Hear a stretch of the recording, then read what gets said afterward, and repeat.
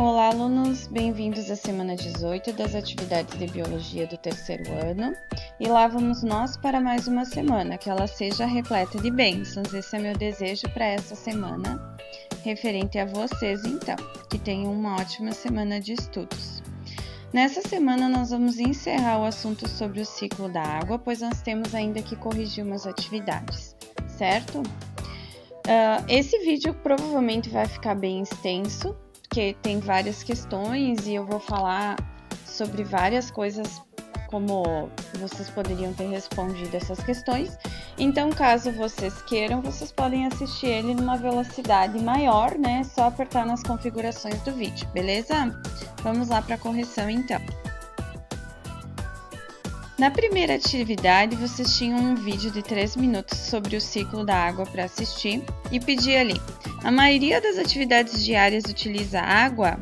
Sim, pois esse vídeo mostrava que ela está presente na geração de energia elétrica, na fabricação de alimentos, de utensílios que nós utilizamos no nosso cotidiano. Depois tinha que explicar a frase que o senhor ali do vídeo também ele falou, né? A água é um recurso natural esgotável. Acho essa frase muito importante para ser refletida, por isso eu pedi para vocês. Então, apesar da água fazer um ciclo e ela se renovar constantemente, a sua qualidade e disponibilidade para consumo vai diminuindo cada vez dentro desse ciclo, né? Devido a vários fatores. O aumento do uso da água pela agricultura e indústria, o aumento do consumo humano, graças ao aumento da taxa de natalidade, o aumento da área urbana e, consequentemente, o aumento da quantidade de esgotos jogados nos rios. Então, são alguns exemplos que fazem com que a água seja um recurso natural esgotável, tá? Então, bem importante pensar nisso aqui. Na questão 2, vocês tinham outro vídeo de 3 minutos para assistir, que explicava sobre a lei das águas. Acredito que a maioria de vocês nunca tinha ouvido falar sobre isso, por isso achei importante trazer isso para vocês. Então, qual é o maior rio do planeta Terra em volume da água e em que país que ele fica? O maior rio é o Amazonas e ele fica a sua maior parte no Brasil, mostrava lá, né? E aí eu também pedi para vocês resumirem os 6 princípios fundamentais das leis das águas do Brasil.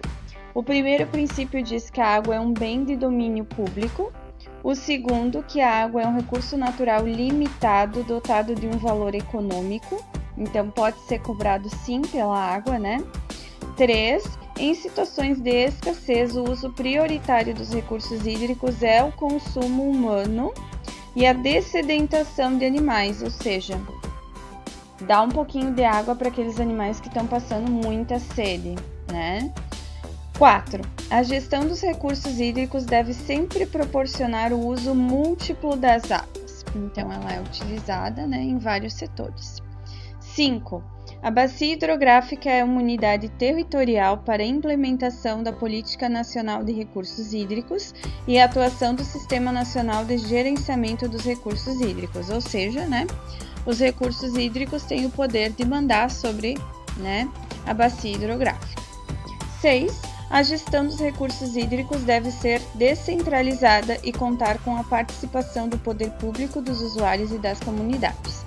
Isso, se nós formos parar para pensar, não acontece, né? Deveria ser feito reuniões e, enfim, nas entidades, né? Para ver como gerir isso junto com a comunidade. Mas isso, né, na prática não acontece, no papel está bonito, podemos dizer assim. C. O que significa a sigla SINGRE? Qual o seu objetivo? Então, é Sistema Nacional de Gerenciamento de Recursos Hídricos. Qual é o objetivo? Criar bases para uma gestão descentralizada, democrática e participativa, que é o que eu falei que geralmente não acontece, né? Em que as decisões sejam tomadas onde os problemas acontecem, beneficiando o maior número possível de pessoas.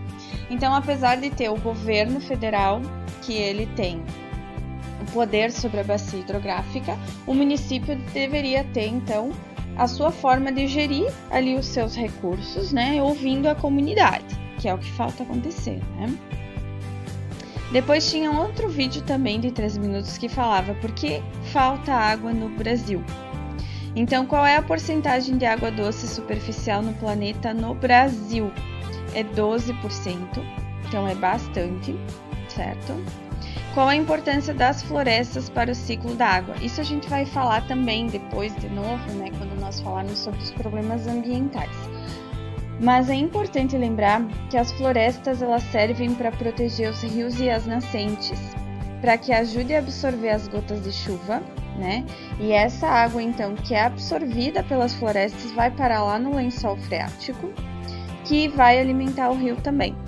Além disso, né, a gente chama essas florestas relacionadas à beira de rios de mata ciliar, né? Que elas funcionam, então, como os nossos cílios, os nossos olhos. E aí isso falava então no vídeo que vocês viram durante essa semana aqui, que vocês só tinham que colocar o ok lá, né? Eu achei bem importante. Apesar de algumas coisas repetirem, outras eram novas, então achei importante vocês assistirem. Quantos litros de água nós gastamos em um banho de 10 minutos? Aqui é questões para reflexão. Então a gente gasta em média 90 litros de água. O que seria uma água virtual?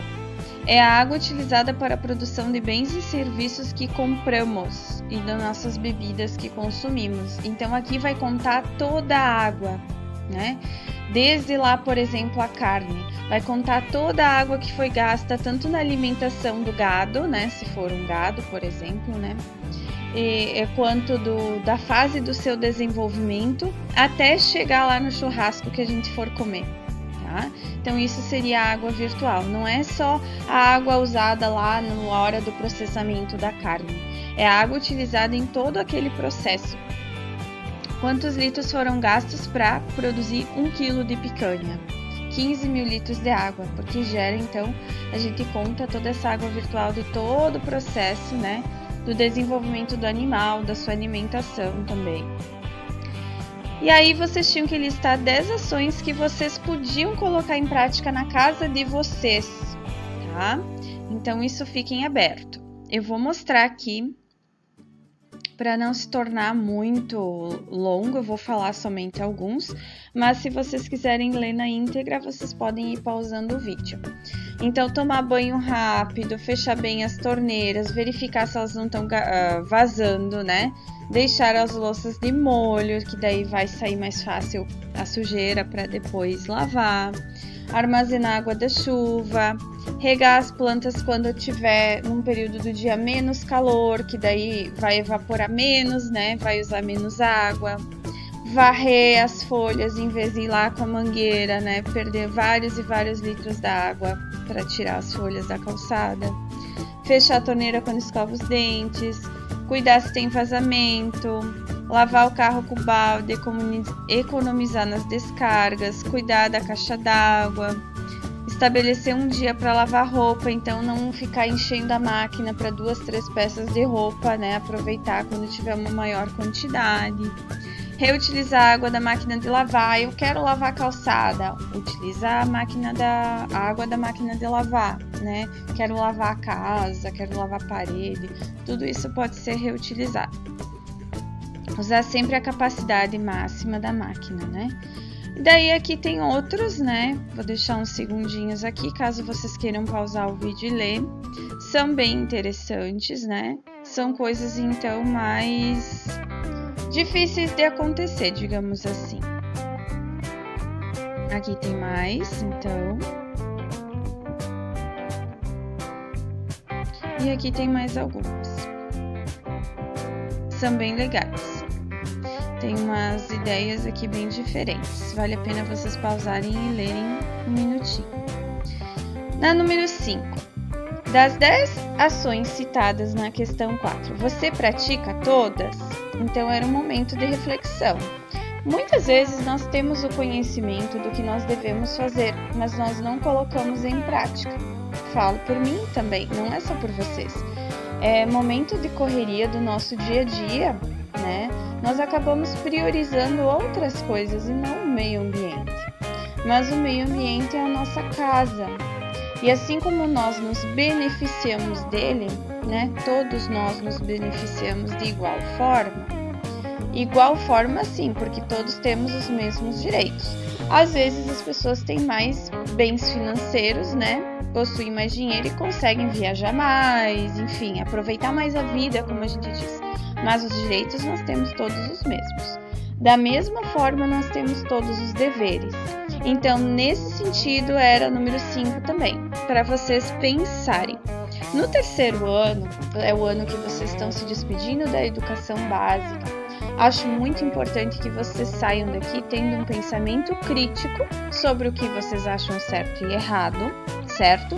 A opinião de vocês formada sobre qualquer assunto, principalmente esses assuntos, né, do cotidiano que vocês vão usar para a vida inteira.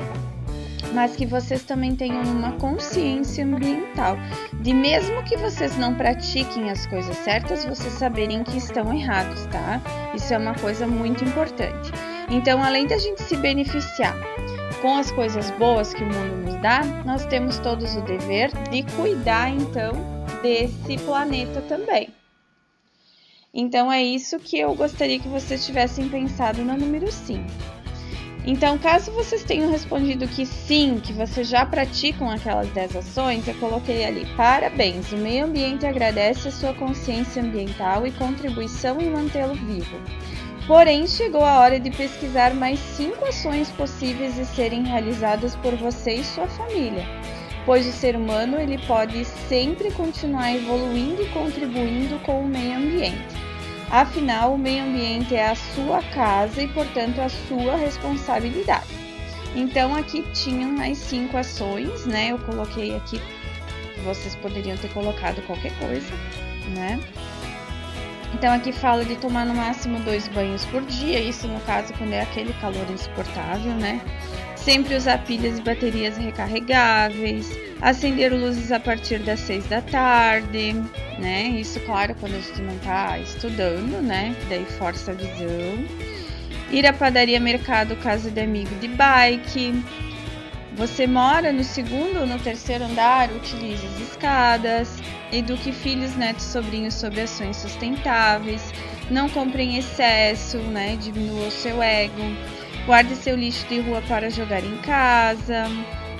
Então, não jogue o lixo na rua, né? Tome banho gelado no verão. Use lâmpadas fluorescentes. Caronas coletivas. Não troque tanto o celular, né? A não ser que tenha necessidade. Aqui tem mais alguns, né? Não desperdice alimentos. Recicle seu lixo. Evite copos e materiais descartáveis. Gaste menos água. Use, né, o governo, né, teria que investir em transporte público, cuidar na hora de comprar materiais de escritório, né, utilizar mais coisas que foram recicladas, políticas mais interessantes para as empresas que têm sustentabilidade, né. O que as empresas podem fazer? Reduzir a impressão de papéis. Nós temos tanto meio digital, né, hoje em dia, e se usa ainda muito papel. A parte burocrática na escola também vocês não têm noção, tá? De quanto papel vai.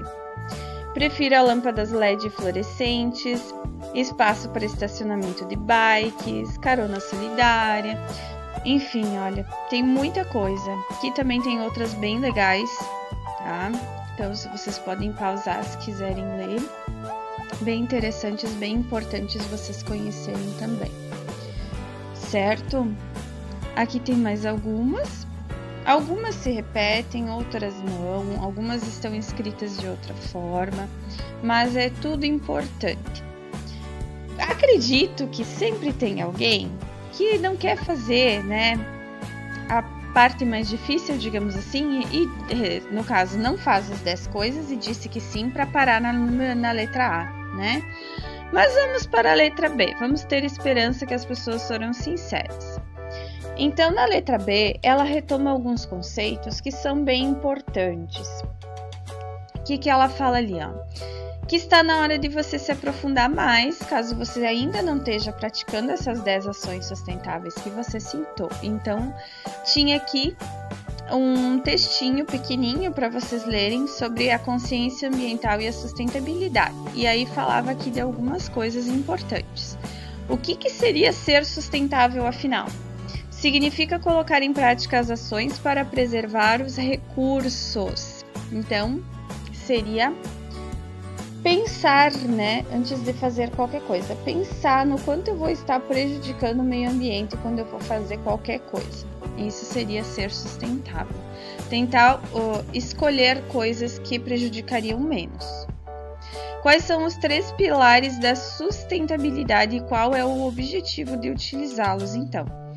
O sustentável se apoia em 3 pilares: o social, o ambiental e o econômico. Então, o objetivo é utilizar processos para garantir o bem-estar social, a manutenção dos recursos naturais para as próximas gerações. Então, não pensar somente em si mesmo, né? Por isso que lá antes falava nas ações diminua seu ego, sem deixar de lado os ganhos econômicos. Então, ou seja, os pilares da sustentabilidade é que as pessoas aprendam, né? Um pensamento coletivo, ambiental e que também vai gerar lucro, mas de uma forma que não vai agredir tanto o meio ambiente. Bom? Depois dizia, explique a frase. O consumo em si não é o que deixa a Terra em uma situação ambiental difícil. Na realidade, consumir é uma ação necessária para que a nossa espécie sobreviva. Então, o problema não é o consumo, o problema é o consumo excessivo, né? Então, o que a gente tem que ter? Nós temos que criar um consumo consciente, consumindo apenas o que é necessário, procurando escolher produtos que agridam menos o meio ambiente, comprar de empresas que também agridam menos o meio ambiente. Aí as outras empresas que fazem muito mais mal ao meio ambiente também vão ter que se tornar sustentáveis se quiserem vender os seus produtos. Mas isso no Brasil é algo assim que está muito ultrapassado perto dos outros países de primeiro mundo, que a gente fala, né? A questão ambiental aqui é muito atrasada e isso é muito triste porque o nosso país é um dos mais ricos em biodiversidade. Nós vamos continuar vendo ali, né? Quando a gente falar sobre os problemas ambientais. Nós vamos ver que o Brasil é um país privilegiado em tudo com relação à questão ambiental. É um país muito rico, já foi muito explorado, muito roubado e continua sendo, né? Mas no quesito de pensar, ter essa consciência ambiental, quase zero. Então eu espero que vocês, que é a geração do futuro, são nossos futuros profissionais, né? Médicos, advogados, dentistas, qualquer coisa que vocês queiram ser, que vocês tenham essa consciência ambiental, que vocês passem isso depois para as próximas gerações, sejam os filhos de vocês ou os sobrinhos de vocês, né? Ou os filhos dos amigos de vocês, que vocês ajudem a criar essa consciência ambiental, que isso infelizmente é difícil aqui. Observação importante, né? Eu até coloquei ali que quem respondeu sim poderia ler essa questão ali, né? Essa questão da letra B, porque ela teria um crescimento pessoal bem grande para vocês, tá? O conhecimento nunca é demais. E é a única coisa que ninguém vai poder tirar de vocês, tá bom? Então, voltando lá para a nossa aula da semana. Além da correção, né, que ela deu ali 18 minutos, nós temos 2 períodos por semana. Então, eu gostaria que vocês assistissem mais esse vídeo para finalizar, tá? Que fala água, a essência da vida. Ele vai retomar vários conceitos. Talvez ele vai agregar um pouquinho mais de conhecimento para vocês e que vocês façam um pequeno resuminho sobre esse vídeo para a gente encerrar de vez esse conteúdo sobre o ciclo da água. Não é que a gente não vá falar mais dela, a gente vai quando nós falarmos dos problemas ambientais. Semana que vem a gente vai iniciar sobre um novo ciclo, que é o ciclo do carbono, mas façam esse fechamento aqui, certo? Sei que foram vários vídeos já, enfim. Mas é o assunto que eu digo ser o mais importante, porque sem água não há vida, né? Então é importante sim. E são várias formas, né, de a gente aprender. Então, alguns aprendem assistindo vídeo, outros aprendem ouvindo áudio, outros aprendem escrevendo, outros aprendem lendo. Então, a gente sempre procura diversificar para que sejam usados os vários tipos de inteligência e, assim, os vários tipos de aprendizagem. Caso vocês tenham alguma dúvida, mandem lá no Classroom. Agora tá dando uns tilt lá no Classroom.